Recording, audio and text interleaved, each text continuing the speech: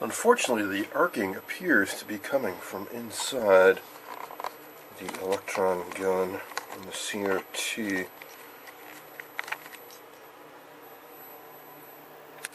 Very sporadic. Hard to catch. Just one again.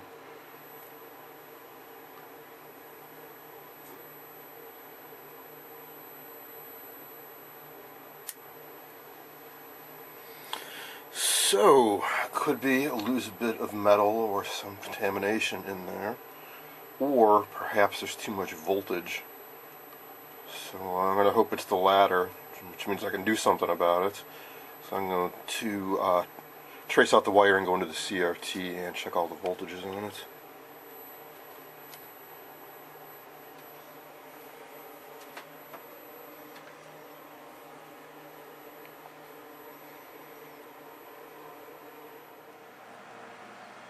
So I hooked it up to my Suncor CR70 and tested the picture tube. Great cutoff, great emissions, just as I tested it before.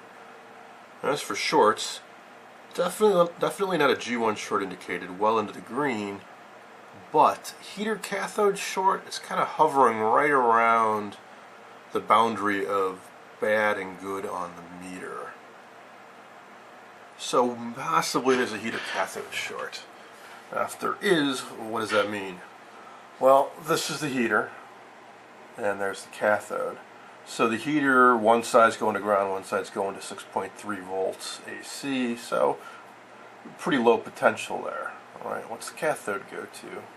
Well, it goes over here, 470K to ground, and 470K via peaking coil, another peaking coil, resistor, and we get over to this point, 140 volts DC. So, somewhat high impedance path. I mean, 470K, half a meg, and then it's not a super high voltage, so if it was shorting, it's going through all that. I wouldn't think that would make much of a spark, but certainly one thing I can do to try that out, which is to use an isolation transformer on the CRT filament. In other words, disconnect this from where it's connected now, which is in parallel with all the other tubes in the set. So I got this tube here. Every single tube in the set, except for the damper tube, has one side of the filament grounded and one side going to unwinding on the power transformer. What I can do is disconnect these and use a separate filament supply. It's isolated from everything else. So even if this does short out to somehow their potential, it shouldn't be a problem because one side will not be going to ground.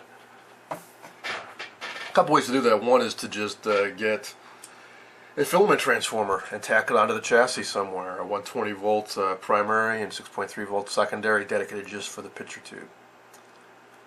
Another way that's less intrusive is to use a picture tube brightener designed to solve this problem. Not all brighteners are created equal. Some boost the filament voltage to make it burn hotter, to increase emissions on a tube that's getting weak.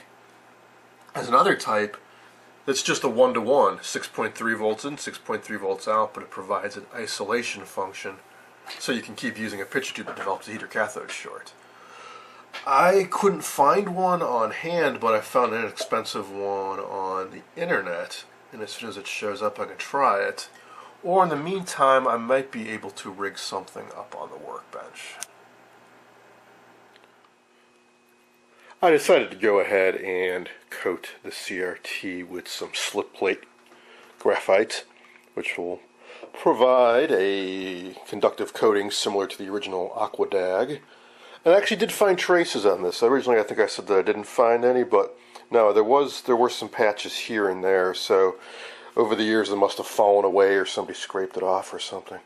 So once again reinforces my feelings that the CRT should really have a coating. So you got to be careful when you put a coating on though, because you don't want it to go everywhere or you will have problems. Particularly you want to keep it away from the yoke and from the high voltage, because this is going to be grounded. So I take some green, after I clean this off really good, scraped away any residue and then wiped it down with some acetone. I put some green painter's tape in the areas where I want to start masking it off. So for this is where the high voltage connection comes in. I just kind of eyeballed it to some other 16-inch, 17-inch CRTs I've got. And just took a compass, put it in the middle, and drew a circle around it. And I'll take a razor blade and cut it out. And for around here, you want to keep it away from the yoke. So what I did is I put some tape around there, and then just took some copper wire in a loop. And I'll take a pencil and go around, and I'll form a circle. It doesn't have to be perfect, just something that is well enough away from the yoke. I'll double check that distance to make sure it doesn't come close to it. Nowhere near as much voltage on the yoke as on here. This would be around 10,000 volts. This may be, maybe 1,000 or so. And then I will cover up the rest of the neck, and I will put some around here and then the front. So we're basically going to have conductive coating in here, around here, and then here, and then here. It's a bit cold, but I'll keep my fingers crossed that if I keep this stuff warm and then spray it outside and bring it back in quickly, that it'll be okay. After masking it off, I sprayed on about 6 light coats and let it sit a few hours. Now I think it's ready to be unveiled. So this coating is graphite, essentially pure carbon, with a bit of a binding agent to hold it on. But it does come off fairly easily. You rub your finger on it and it'll come away kind of shiny looking, like pencil lead.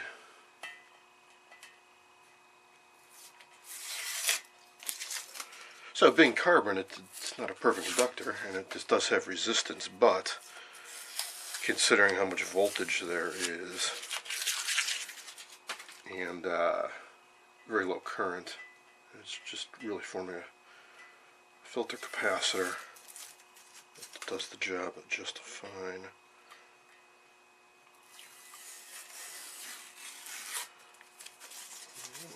Looks like this turned out just fine. And even if some of it did come off, it's no big deal. As long as you've got a halfway decent portion covered. I've got some where they only have about half of this amount of coating on it, and that's just the way they made them. That is sufficient.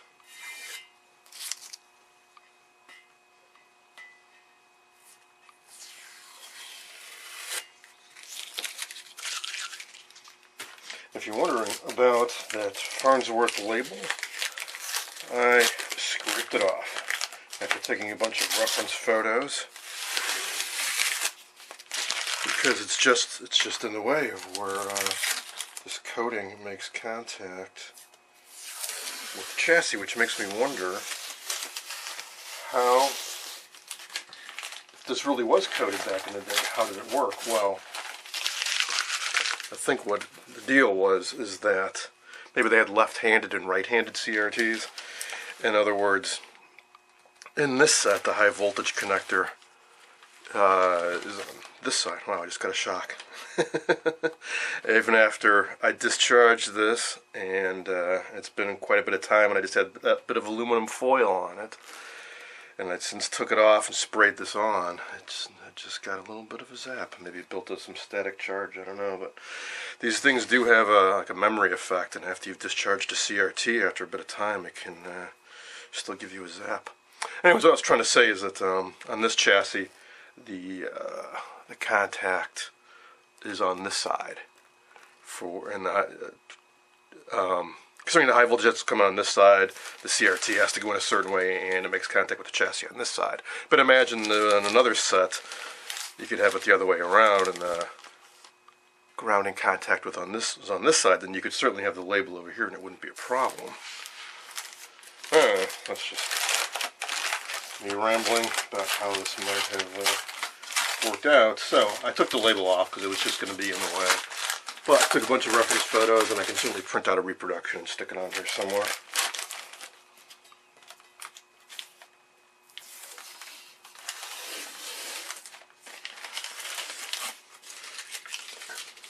Now, as far as how conductive is this coating actually, well, let's find out. I've done this before. It's fairly significant. So if I say put a probe on opposite sides of this, it's about 7.5 K. And I can compare that to other CRTs to see if it's, you know, in line with what the originals were. But I've done this a few times, and I know that this will work out fine. And the resistance, of course, is proportional to how far the probes are apart. So we got about 3.5 K there, and if I go further away, 8K. Really far extends, 16K. But again, for the way this capacitor is used, having some resistance in the coating is not an issue. I say I let it sit for 4 hours. It's been about 2, maybe 3, so I'll let this sit a little bit longer before I reinstall it.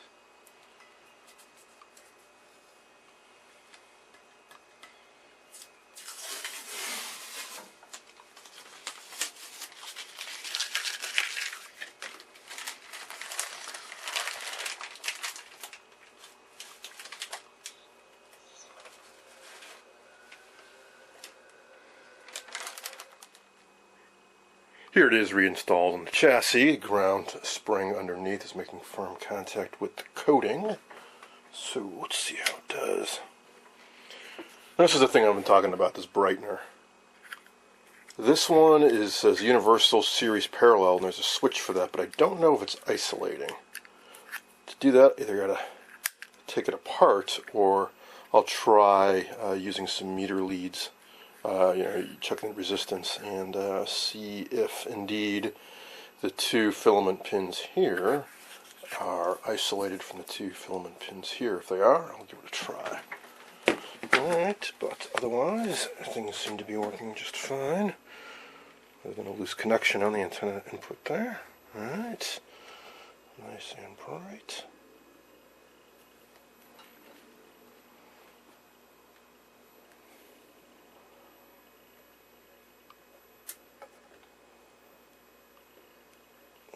Just heard a crack.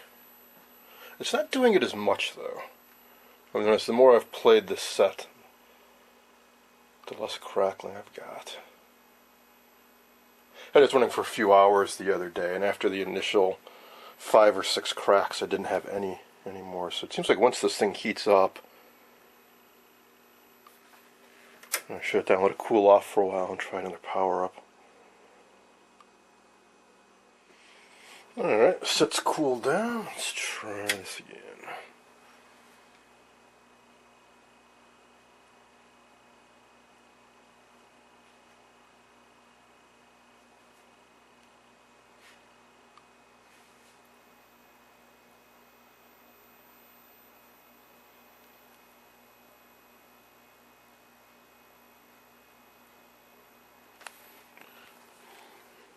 Got an image on the screen.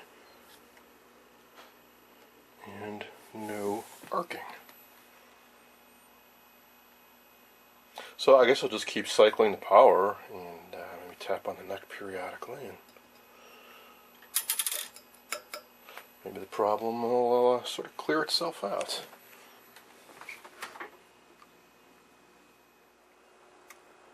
Alright, let's check this thing out and see if it is isolating or not. So let's stick a meter lead socket and go to the other side. And no, it most definitely is not. So this is the auto transformer type, where it's essentially a tapped coil. Something like this. So you've got your 6.3 coming in here, and then the boost side is connected across here, and it'll be something like 8 volts. The isolating kind would just be like your standard transformer with a primary core and a secondary, and you should get infinite resistance between the pins. I did find one on eBay for just a few bucks, and that should be here in a few days. But in the meantime, let's fire this up a few more times and see if we actually get any arcing. In case you're wondering what about that original Farnsworth label on the CRT, well, I wasn't able to save the original, but I had to take a reference photo and printed one out and glued it up on top. So I was saying, the more I play the set, the less often I have any trouble with arcing.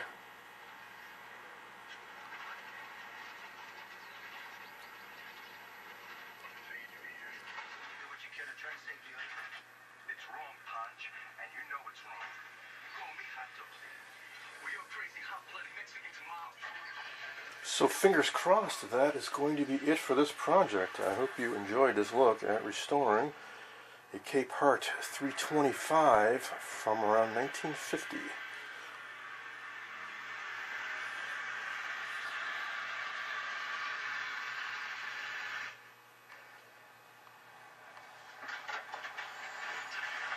Well, you made it. Seemed pretty sure that I would. Now, well, you know how it is, Poncherello, once the hill gets in your blood. I've gotten this hill out of my blood a long time ago. Yeah, well, then why are you here? To make you a deal.